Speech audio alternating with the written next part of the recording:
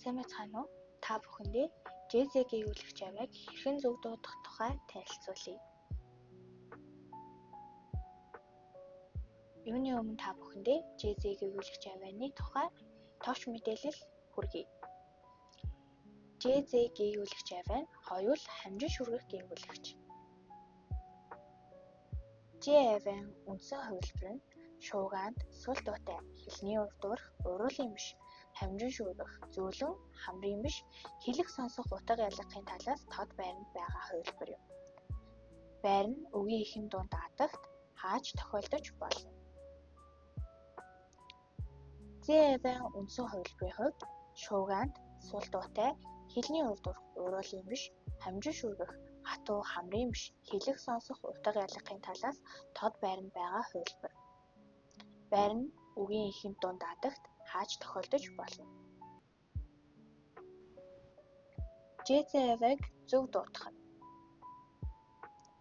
Юун түрүүнд та бүхэндээ 4 настай хүүхдийн дуудлагыг сонсгоё.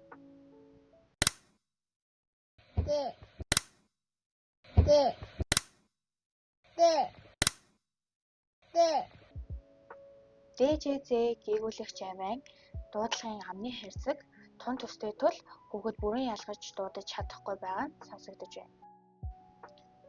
Тэгвэл D авийн хувьд хэлний үзүүрийн булчин чангарч шүдэнд хамжин уушигнаас шахагдсан хийн төрөлд түүнийг задалж хэлэг зэтгээрээ онцлог.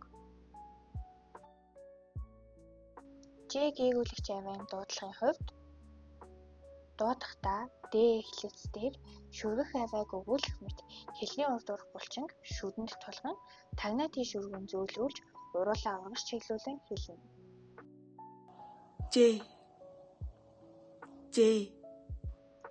Z гээгүүлэгч авийн дуудлагын хувьд D хэлэх мэт өгүүлэх эртний бэлтгэгдсэн байдал дээр давхцуулан хэлний үзүүр шүдэнд хамжин хийн төрөлт хамжилтыг шүргэлт болгон задалж амны булчинг хоош жаргайлан хэлнэ.